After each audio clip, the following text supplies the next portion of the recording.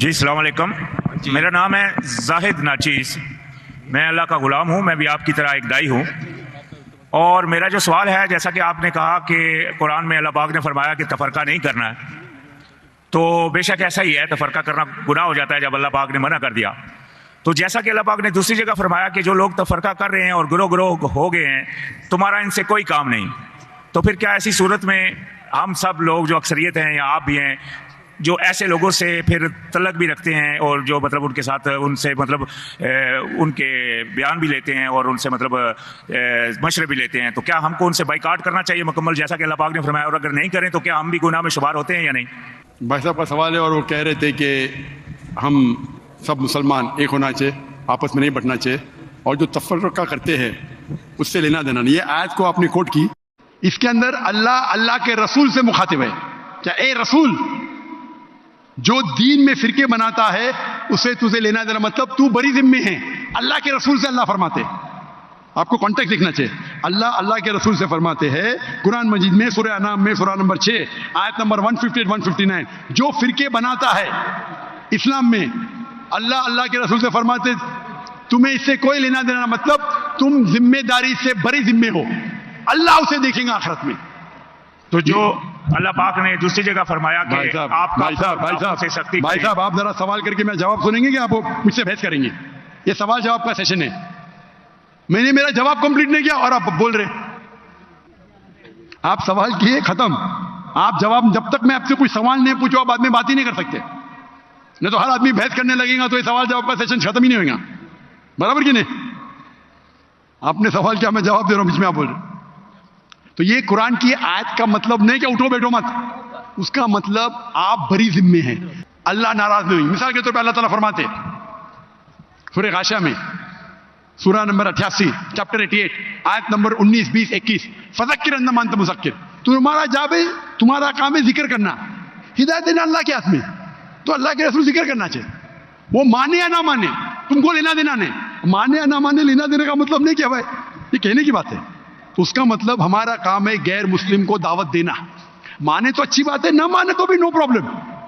تو اسی طریقے سے قرآن میں اللہ تعالیٰ فرماتے سورہ عمران میں سورہ نمبر 3 آیت نمبر 103، وَاعْتَصِمُوا بِحَبْلِ اللَّهِ جَمِيعًا وَلَا تَفَرَّقُوا، آپ اللہ کی رسی کو مضبوطی سے پکڑو اور آپس میں مت بٹو.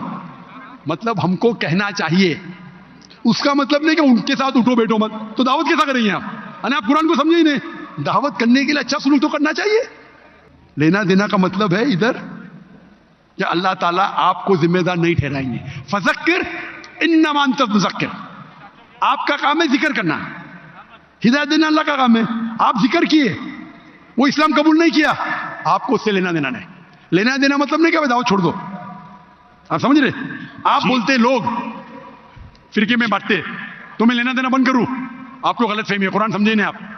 قرآن کی آیت ہے سورہ فصلت، آپ ایک آیت کوٹ کریں آؤٹ آف کانٹیکسٹ، سورہ فصلت تو سورہ نمبر 41 آیت نمبر 34، اگر کون آپ کو ایول چیز کرتا ہے، آپ کے ساتھ کوئی غلط چیز کرتا ہے، تو اللہ تعالیٰ فرماتے آپ اس کو ریپیل کرو، الٹا اچھا برتاؤ کرو، تاکہ وہ دشمن شاید تمہارا دوست بن جائے. اس کا مطلب ہمارا کام ہے دعوت دینا. وہ نام مانے نہ مانے اللہ کے ہاتھ میں. اس کا مطلب نہیں کہ میں دعوت نہیں دوں، اٹھوں نہیں بیٹھوں نہیں. اگر اٹھیں گے نہیں بیٹھیں گے تو بات کیسا کریں گے؟ تو یہ غلط فہمی ہے آپ کا، جو قرآن کی آیت کو غلط سمجھ رہے ہیں آپ.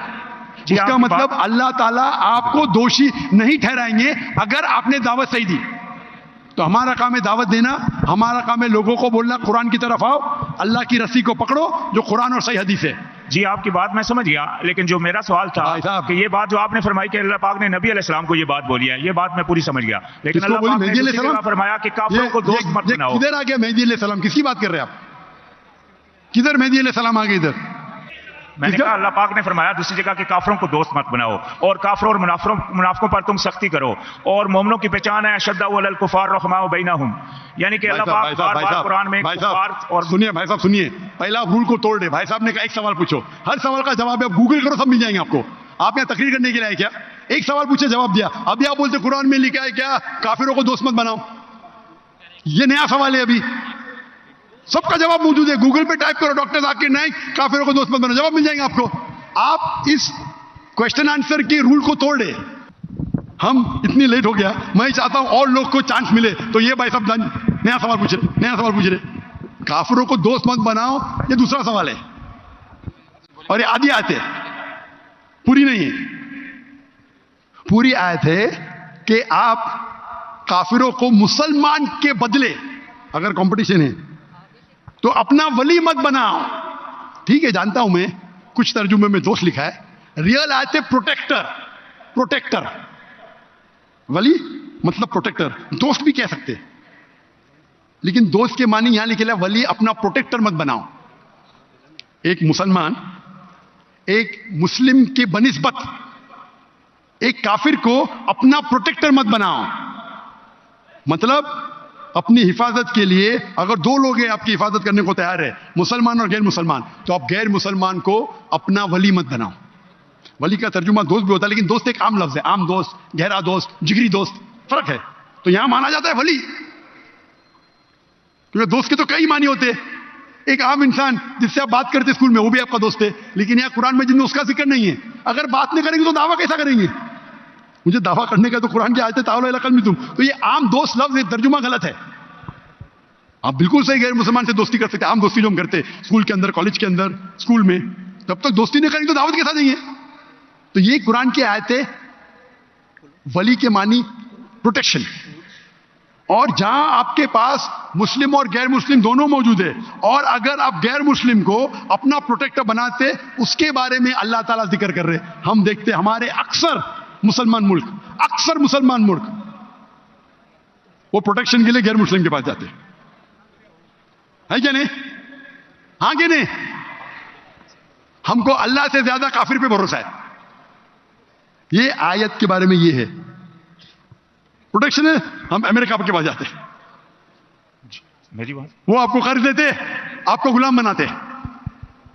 तो ये आयत का मतलब ये नहीं कि आम दोस्त कितने किस्म, कई किस्म के होते हैं. ऑफ कोर्स आप उनसे पहचान रख सकते, उनको दावत दे सकते. उसका मतलब है जहां भी हिफाजत की बात आई, और अगर दो चीज आपके पास है, मुसलमान और गैर मुसलमान है, तो मुसलमान को आप प्रोटेक्शन के लिए बताओ, ना कि गैर मुस्लिम को. ये आयत की ये मानी होती है. Then we have the next question.